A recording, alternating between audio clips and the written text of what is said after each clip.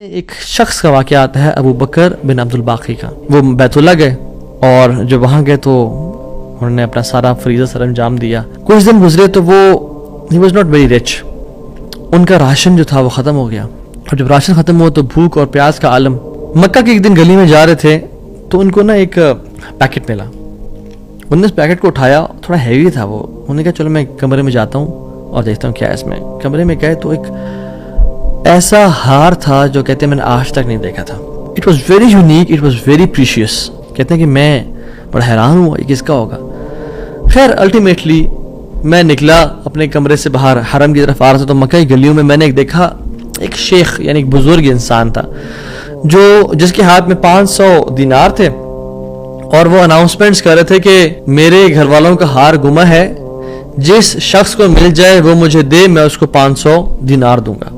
ابو بکر رحمہ اللہ نے سوچا کہ میرے پاس تو پیسے نہیں ہیں, میرے پاس تو راشن نہیں ہے, میں تو بھوک پیاس کا عالم ہے, تو میں اس کو ہار دوں گا اور اسے پیسے لے لیتا ہوں. کمرے میں گئے تو کہا آپ سے 3 سوال ہیں, آپ اس پیکٹ کی نشانی بتائیں, جس چیز سے اس پیکٹ کو باندھا گیا اس کی نشانی بتائیں اور اس ہار کی نشانی بتائیں. صرف 3 نشانیاں بتا دیں. تو انہوں نے کہا پیکٹ ریشم کا ہے. انہوں نے کہا بالکل ٹھیک ہے آپ نے. انہوں نے کہا کہ جو پیکٹ جس چیز سے پیکٹ کو باندھا گیا ہے وہ بھی ریشم کا دھاگا ہے. انہوں نے کہا بالکل ٹھیک ہے آپ نے. اور تیسرا چیز کا انہوں نے کہا اس میں 30 نگ لگے ہوئے ہیں اس ہار میں. انہوں نے کھولا اس ہار کو, دیکھا 1 2 3 4 5 6 30 کمپلیٹ, یہ آپ کا ہار. تو انہوں نے کہا یہ 500 آپ کے دینار. کہتے ہیں نہیں مجھے نہیں چاہیے. کہتے ہیں کیوں بیٹا, میں نے تو وعدہ کیا تھا کہ میں شخص دوں گا. کہتے ہیں میں نے اللہ کے لیے کام کیا ہے, یہ مجھے چیز ملی تھی, میرا ایز اے مسلمان میرا حق تھا کہ میں امانت کو واپس ادا کروں, تو میں آپ سے اس کا اجر نہیں لوں گا. حالانکہ مجھے نیڈ تھی لیکن کہا کہ نہیں, میرا اجر اللہ تعالیٰ سے, واللہ لا اخذها, کہ میں اللہ کی قسم اس کو نہیں لوں گا آپ سے. وہ بحث کرتے رہے کہ لو تم نے لینا ہے, وہ کہتے ہیں میں نہیں لینا آپ سے, آپ چلے جائیں, یہ میں نے اپنا امانت ادا کی ہے, میں نے کوئی احسان تو نہیں کیا آپ پہ. وہ بزرگ بڑا حیران ہو کہ یہ کیسا نوجوان ہے. خیر وہ چلے گئے. کچھ عرصے بعد ابو بکر بن عبدالباقی رحمہ اللہ کہتے ہیں کہ میں فائنینشلی اسٹیبل نہیں تھا, تو میں نکلا کچھ تجارت کرنے کے لیے. تو میں جس شپ پہ بیٹھا ہند کی طرف میں نے سفر کیا, سافرت الی الہند, میں ہند کی طرف جانے لگا. اور کہتے ہیں جب راستے میں تھا تو اتنے برے طوفان نے ہماری شپ کو ہٹ کیا کہ پانی شپ کے بیچ میں آ گیا اور لاگز بکھر گئے اور وہ کشتی ٹوٹ گئی. کچھ لوگ ڈوب گئے, کچھ لوگ چیز چلا رہے تھے. میرے ہاتھ میں ایک لکڑی کا بہت بڑا ووڈ لاگ لگا, لکڑی کا ایک پھٹا سا لگا, میں نے اس کو زور سے پکڑ لیا. وہ مجھے جو ہے نا وہ سلولی اینڈ گریجولی کنارے پہ لے آیا.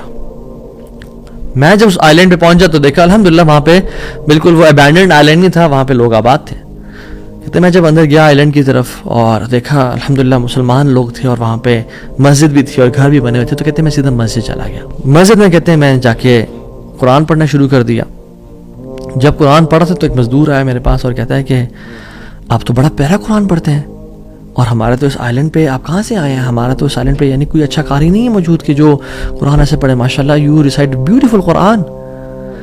تو آپ ایک کام کریں, آپ پلیز میرے بچوں کو پڑھا دیں. سلولی اینڈ گریجولی لوگ آتے گئے اور ان کو اپنے بچے پڑھاتے گئے, اور وہ ابو بکر رحمہ اللہ اس مسجد کے بڑے نوبل شخص بن گئے کہ لوگ ڈیمانڈ تھی بہت زیادہ, قرآن پڑھ کسی کو آتا نہیں تھا, تو انہوں نے اپنے بچوں کو لایا, لوگ بھی پڑھنا شروع ہو گئے اور ان کو اس مسجد کا ایک طرح سے لیڈر بنا دیا کہ آپ اس کو رن کریں. کچھ عرصے بعد جب ابو بکر رحمہ اللہ کہتے ہیں میں ابھی جاتا ہوں اس آئی لینڈ کو چھوڑ کے, مجھے نکلنا ہے یہاں سے, مجھے اپنے گھر کی طرف اور اپنے بزنس کی طرف واپس جانا ہے, تو مجھے اجازت دیں. تو ان لوگوں نے بڑا ان کو پش کیا اور کہا کہ نہیں آپ نہ جائیں, آپ کی آنے کی وجہ سے ہمارے پورے آئی لینڈ میں قرآن کی تعلیم پھیل رہی ہے, you such a noble and wonderful gentleman, آپ پلیز یہیں پہ رکیں. تو انہوں نے کہا کہ نہیں بھائی میری لائف ہے, میں نے شادی بھی کرنی ہے اور سب کو. کہتے ہیں ہم آپ کو یہاں پہ بھائش دیں گے, ہم آپ کو یہاں پہ شادی کرائیں گے آپ کی, آپ یہاں پہ رکیں. تو انہوں نے کہا چلو ٹھیک ہے. انہوں نے ان کی شادی کر دی ایک عورت سے, اور کہا کہ یتیم لڑکی ہے اس سے آپ کی ہم شادی کرتے ہیں. ہے تو وہ یتیم لیکن ہے بڑی مالدار وہ, کیونکہ اس کا باپ جو تھا وہ بڑا رچ انسان تھا. انہیں کہا ٹھیک ہے. جب ان کا نکاح ہوا اور اس لڑکی کے پاس جب آ کے بیٹھے, یعنی جو فرسٹ نائٹ, جب اس لڑکی کو دیکھا اور اس سے گلے پہ نظر پڑی تو وہ حیران ہو گئے. یہ دیکھے کہ جو مکہ کی گلیوں میں ان کو جو ایک نیکلس ملا تھا وہ اس لڑکی نے اپنے گلے میں پہنا ہوا ہے. وہ بڑے حیران اور پریشان ہو گئے. کچھ ٹائم بعد جب لوگوں نے پوچھا سب معاملات ٹھیک ہیں, سب سیٹ ہے, کوئی مسئلہ پریشانی تو نہیں, کہتے ہیں کہ سب ٹھیک ہے الحمدللہ. ایک چیز میرے ذہن میں ہے جس کا جواب نہیں ملا مجھے.